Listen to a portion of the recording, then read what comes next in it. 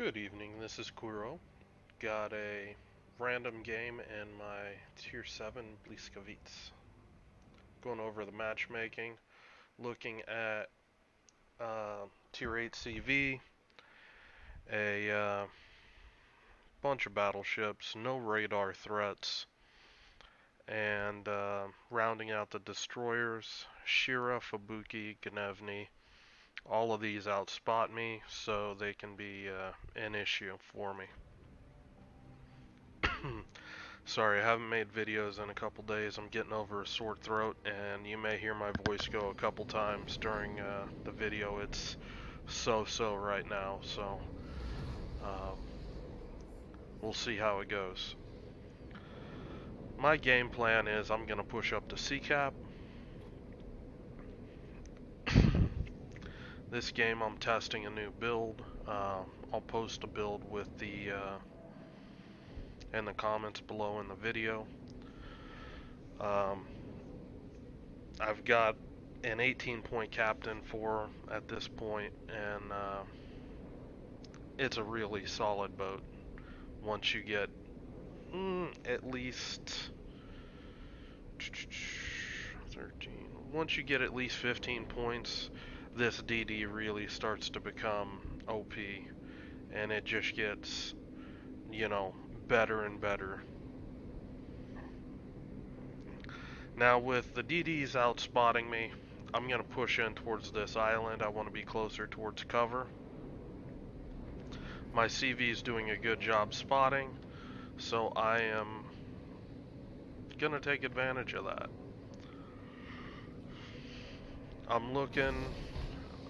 I'm kind of throwing some torps out thinking that Fubuki wasn't going to smoke up as fast, but turns out that he did. So I just get a pretty good volley off. And that's the thing with this destroyer, it's all about the alpha and the fire chance.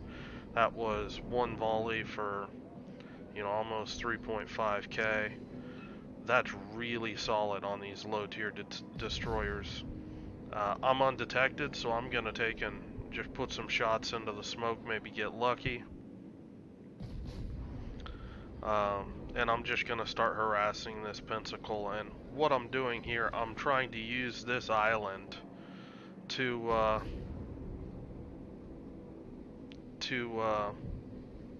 have a concealment advantage while I'm shooting. If you notice, I'm doing,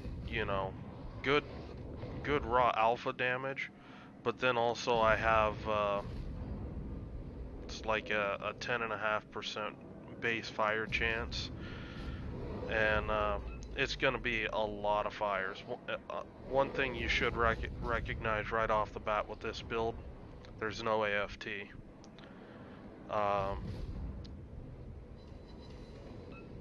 That's kind of nice because in this case, if I was using AFT, I could be spotted by any kind of destroyers or ships all the way out in here or up in here. I just find that these, about 12 kilometers is about perfect for these low to mid-tier DDs. Especially if your rudder's fast enough to dodge a lot of shots. So the Fubuki spotted, I pop speed boost. I'm just gonna go and pick a fight with this guy. I want him off the table, so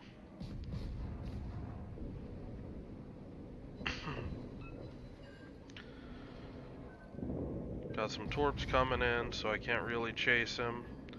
I'm just gonna slow up, let the torps pass.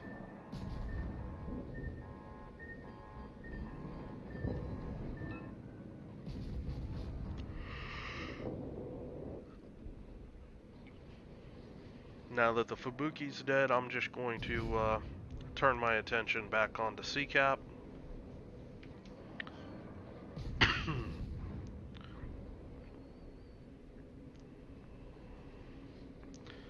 Just outside of range on this Pensacola, but he's close enough to teammates that he's suiciding right now. Down he goes. Now we're down 3 caps at this point, but we've got 2 kills. I basically traded C-cap for their Fubuki and their, you know, what turned out to be their Pensacola. So, all in all, I'm okay with that trade. It's bad though, we just lost a battleship over on A-cap. Looks like the guy just turned right in and beached broadside to the enemy team, and obviously you're just not going to last long in that circumstance. So it's important that we start clawing back some of these points. And what you're going to see me do, you're going to see me play this boat really like a hybrid.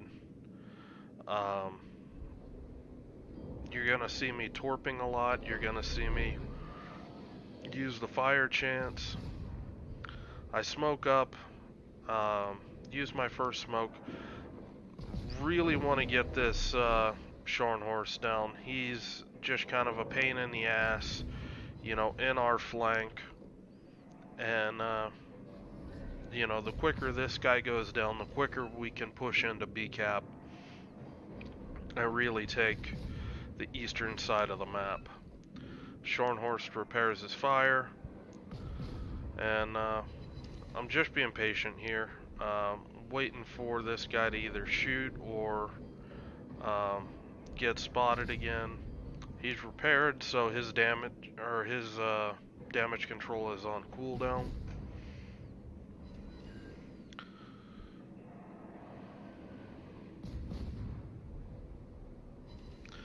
There's the fire that I was looking for. That's going to be, you know, some more extra pressure on this guy. Unfortunately, just not getting spots. So, I mean, this guy's already a barbecue right now, and we've already lost 4 ships out west, so it's time for me to go. You know, I can't wait around too much longer. We're already down over 400 points, and it's time to start, you know, taking back this map. We're quickly in danger of being pinned into C-cap.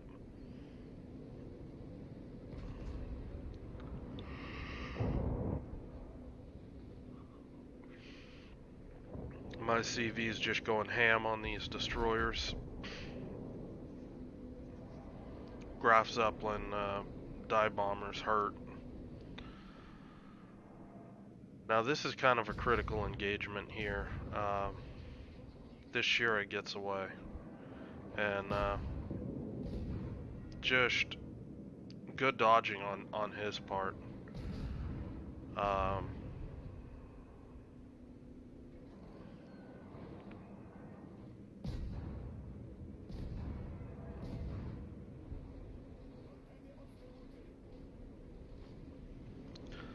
But being able to pick that kill up, that would have been really nice for our team. Would have got us back to a 4v4 with us getting the cap advantage. Now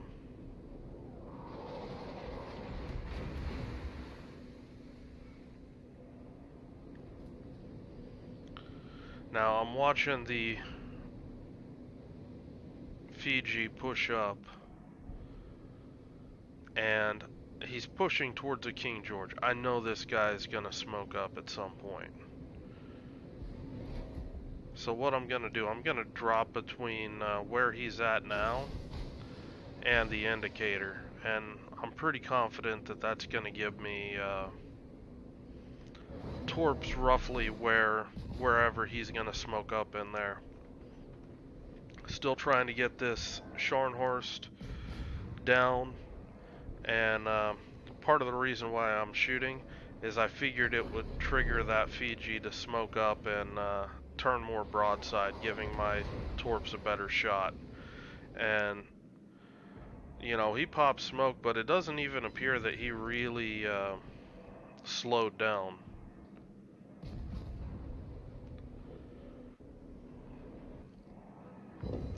So I'm just going to turn my guns and go to town on this guy. It looks like he might be flooding, and we pick up the kill on the Fiji.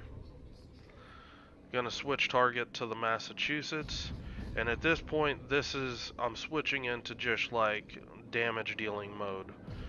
We're down ships, you know, our position is not great. We're gonna lose this King George to this Massachusetts and Queen Elizabeth. He's outmanned, and there's nothing he can really do about it. Our Colorado's not really pushing in, and at this point we've just lost too many ships. So I need to really get in there and start putting some screws to people if I want to save this game. So I'm gonna push up around the island, and unfortunately I'm not able to get torps off with the position of my King George. Um, but I do feel comfortable that I am going to be able to get some unrepairable fires on this guy. And I mean, first shot gives me an unrepairable fire, and I'm working on the stern of his ship, just trying to get that second one. And I mean, it's RNG at this point. If I got lucky, got the second fire, it might actually kill this guy.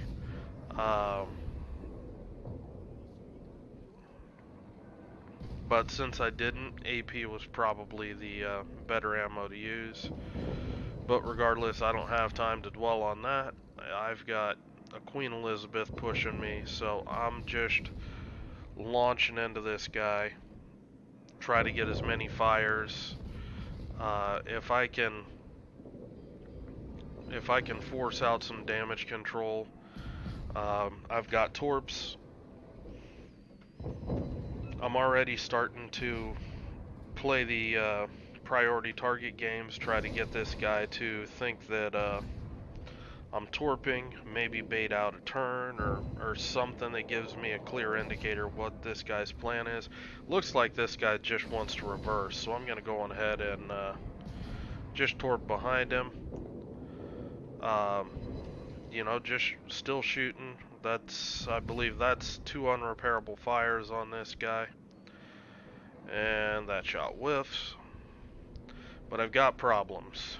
And the problem is this.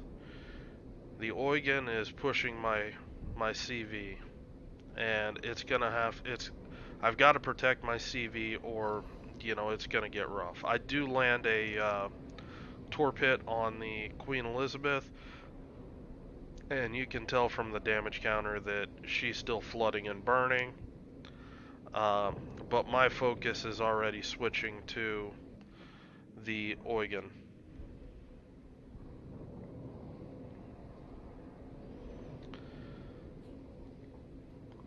I'm just letting the dots do their work right here. If I start shooting, you know, that Elizabeth is awfully close. And she's probably pretty pissed right now, but at this point I'm worried about actually losing my Zeppelin. So I'm just gonna try to get some distractions going. Do get a fire on the Eugen, and I'm just slowing down. I got him to shoot at me. I'm just gonna chill out, drop off. You know, my fires and floods are still working on the Queen Elizabeth. He goes down. That's Witherer and Liquidator.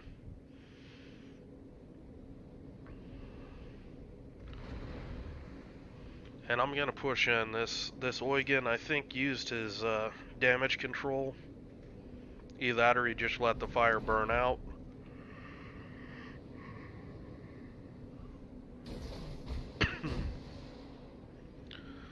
I drop a few torps, and I'm waiting to see what this CV's DBs will do to the Eugen.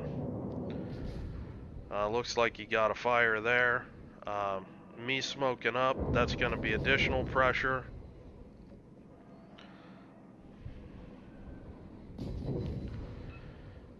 Basically trying to force this guy to blow his damage control, and there he goes. He saved it for the last of the dive bombers, and now it's kind of in my plate to finish it.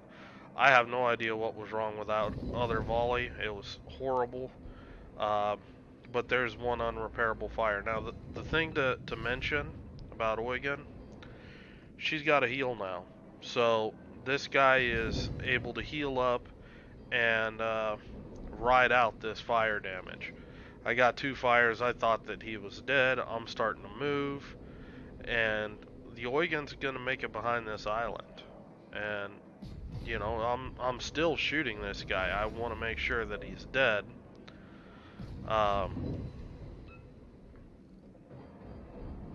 But he's just barely gonna eke by. I don't have any other shots other than this, so if I don't get a fire, I'm pretty much hosed. And you know, there goes my chance to pick that kill up.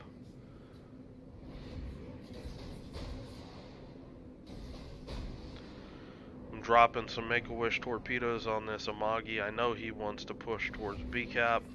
Maybe I can get lucky. And I notice his guns are not looking the right way, and I'm shooting trying to bait this guy into turning north. If he does, he turns into the path of my torps. Unfortunately, this guy just stayed where he was at, and pretty much didn't respond at all, and was able to avoid the torps. You know, sometimes you get lucky, sometimes, you know, you don't. Look like Amagi has used his damage control, and again, I'm just in damage mode. It's me and this CV left, and I still don't want to give up on this game. I'm just not getting fires. You know, just really frustrating.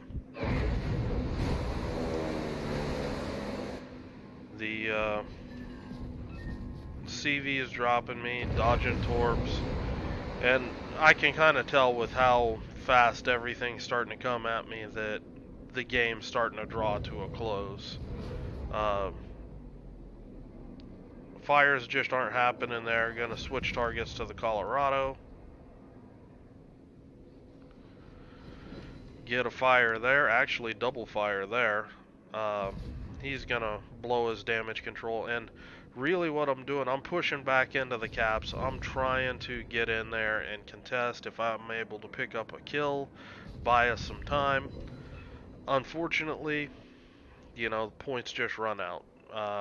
Doubling back to try to get the Eugen off my CV took me away from the caps, and they were able to run up points on us, thanks to my team dying early.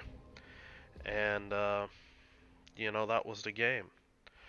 Going over the score, you know, 175k.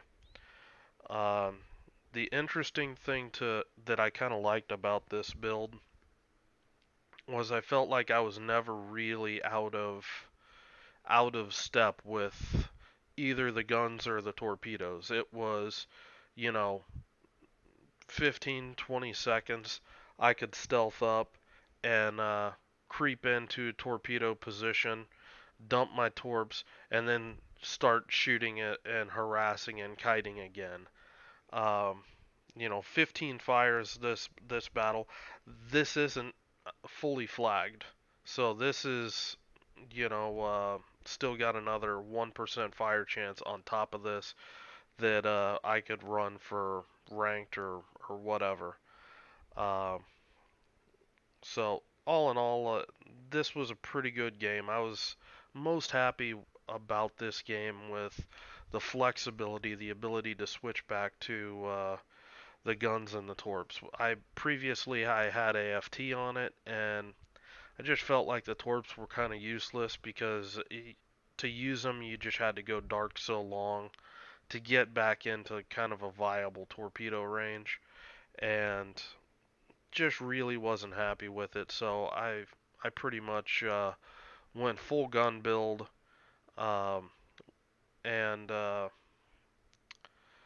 basically took off the top of my head survivability expert, uh, basic firing training demo expert, last stand adrenaline rush, and I believe it was preventative maintenance, and with obviously concealment expert. And I felt that that gave me a pretty good blend of what I needed to do to deal damage.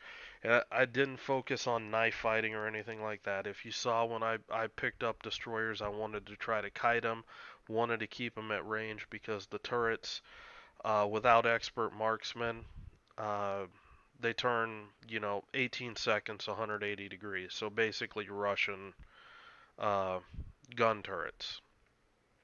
So, uh, if you've played the Russian boats, you obviously don't want to let somebody get inside, 5 kilometers on you because they can actually start to uh, outmaneuver your turrets, and that either forces you to move in predictable ways or you sacrifice DPM where you just can't shoot the guy. Both of which are bad.